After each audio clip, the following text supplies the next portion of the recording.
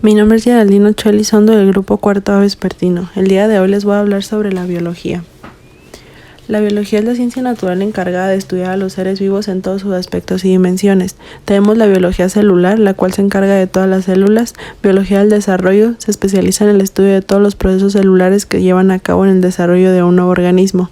Biología marina estudia todo el medio acuático. Biología molecular se especializa en el estudio de las estructuras y funciones de las células. Botánica, principalmente en el estudio de los vegetales, tales como plantas, arbustos y árboles. Ecología es la encargada de estudiar las interacciones íntimas que se establecen entre los seres vivos y su entorno o hábitat. Fisiología estudia la circulación de fluidos internos o mecanismos de respiración. Genética se centra en el contenido genético. El material genético contiene toda la información necesaria para desarrollar un organismo. Microbiología es el estudio de todos los microorganismos y por último zoología, que abarca el estudio de los animales. Hablemos de la reproducción celular. Una célula es una unidad anatómica fundamental de todos los organismos vivos. En este caso tenemos dos, la célula procariota, que son organismos celulares más pequeños y representan el grupo más antiguo y más abundante de los seres vivos, y la célula eucariota. Se caracteriza porque tiene un núcleo rodeado por membrana en el cual se encuentran cromosomas. La teoría celular es la siguiente. Unidad anatómica. Dice que todos los seres vivos están formados por células. Unidad fisiológica. Células que llevan a cabo las reacciones metabólicas. Su estructura celular es la construcción de 3 elementos básicos: membrana plasmática, citoplasma y material genético o ADN. Y su principal funcionamiento es que ayuda a todo individuo a mantenerse con vida, y sus funciones vitales son nutrición, relación y reproducción. El ciclo celular tiene estas 3 etapas, que es el crecimiento, la diferenciación y la muerte celular. Pero aparte, durante este tiempo crece, duplica sus cromosomas y se prepara para una división celular. En la división celular, que es el proceso por el cual el material celular se divide entre 2 nuevas células hijas. Posterior a ello, sigue la etapa del crecimiento, que es la etapa en donde duplica los organulos y estructuras citoplasmáticas. Sigue la síntesis, que es cuando duplica su material genético para que cada célula hija tenga una copia idéntica de los cromosomas de la célula. La siguiente etapa se transcribe y traduce el ARN necesario para sintetizar las proteínas que intervienen en la mitosis. La mitosis es cuando se divide el ADN que antes copió, así como su citoplasma, para formar 2 nuevas células hijas idénticas. Y por último tenemos la citocinesis, que es la separación física del citoplasma en 2 células hijas durante la división celular. Un tema interesante es la química de los seres vivos, la cual cumple funciones vitales de sostén, de regulación de procesos, transporte de sustancias a las células que forman tejidos, órganos y sistemas de órganos. En ella encontramos las biomoléculas, que es un compuesto químico que se encuentra presente en los organismos. Las biomoléculas orgánicas son las moléculas constituyentes de los seres vivos. Las biomoléculas inorgánicas son las que carecen de átomos de carbono. Los bioelementos son los diferentes elementos químicos que necesita una especie para poder desarrollarse con normalidad. Las moléculas orgánicas son las que tienen carbono como elemento fundamental, y las inorgánicas son comunes a los seres que tienen vida y a los materiales que no la poseen, la materia inerte, como lo son el agua y las sales minerales. Estas tienen diferentes funciones. Por ejemplo, las biomoléculas orgánicas forman tejidos y ayudan al crecimiento, reparación y renovación del organismo. Las biomoléculas inorgánicas ayudan a formar caparazones y huesos. Los bioelementos ayudan al organismo donde se encuentra a sobrevivir.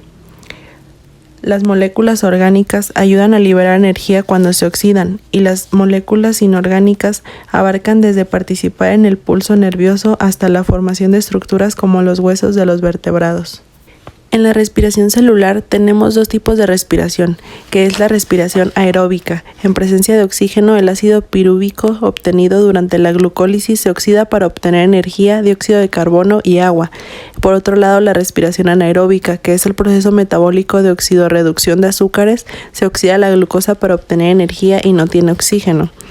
Aparte de eso, tenemos más puntos importantes, como lo son la glucólisis, que se lleva a cabo en el citoplasma sin oxígeno, dando lugar a 2 moléculas de piruvato, 2 de ATP y 2 de NADH. La fosforilación oxidativa es el proceso metabólico que utiliza energía liberada por la oxidación de nutrientes para producir adenosina trifosfato.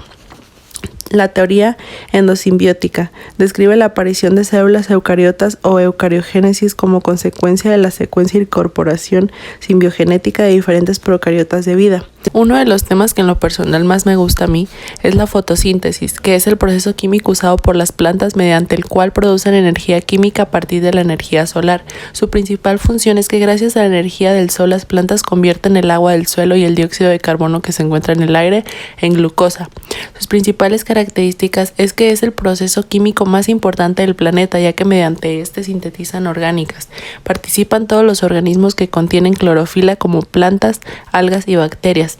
En esta tenemos dos fases importantes, que es la fase luminosa, en la cual se encuentra la fotoexcitación de la clorofila, fotólisis del agua, fotofosforilación del ADP y fotorreducción. Sus principales características es que existe una respuesta a algún tipo de estímulo. La clorofila se excita a la luz del sol. Absuelve al mismo tiempo agua y luz solar, dividiendo la molécula de agua en 2 hidrógenos y un oxígeno, liberando el oxígeno que respiramos. Los electrones se transportan por toda la cadena produciendo energía y bombeando protones, los cuales activan la molécula sintetasa. Es la conversión del NAPH a algo llamado NADPH. Por otro lado, la fase oscura son las reacciones independientes de la luz que convierten el oxígeno de carbono en glucosa. Por otra parte tenemos la fijación del carbono. En esta fase sí se realiza con la luz del sol, por otra parte no se podría realizar sin ella. Y el ciclo de Calvin, en el cual se generan reacciones necesarias para la fijación del carbono en una estructura sólida para la formación de la glucosa. El propósito de este tema fue conocer las funciones, pero principalmente las partes que conforman al microscopio. El microscopio es una herramienta que permite observar objetos que son demasiado pequeños para ser observados a simple vista. El más común es el microscopio óptico. Algunas de las partes son el ocular, que es la lente a través de la cual observamos la muestra con los ojos. El objetivo son las lentes de alto aumento situadas cerca de la muestra. La base es la parte inferior del microscopio y proporciona estabilidad. Revólver, pieza de giratoria que selecciona el objetivo que se quiere usar para la observación. Lámpara, es la fuente de luz dirigida hacia el objetivo para iluminar la muestra. Brazo, conecta la base de los elementos ópticos, ocular y objetivo. Platina, es la parte del microscopio en la que colocamos la muestra. Enfoque grosero, regula la posición entre la platina y el objetivo. Enfoque fino, mediante ese tornillo se ajusta el enfoque de la observación. Y por último, el método científico. Es un proceso sistemático basado en la observación y la experimentación, gracias al cual obtienen más conocimientos científicos. Este está conformado por 6 pasos. 1. Observación. Es la adquisición activa de información a partir del sentido de la vista. 2. Pregunta. Se plantea una pregunta la cual tenga que ver con la observación antes vista. 3. Hipótesis. Aunque no esté confirmada, sirve para responder de forma alternativa a un problema con base científica. 4. Experimentación. Se diseñan experimentos en donde se tiene que afirmar o descartar la hipótesis planteada. 5. Análisis. Se valida la hipótesis comprobando si después del experimento es correcta o no. 6. Conclusión. Una vez confirmado lo redactado en la hipótesis, se redacta una conclusión explicando el problema inicial.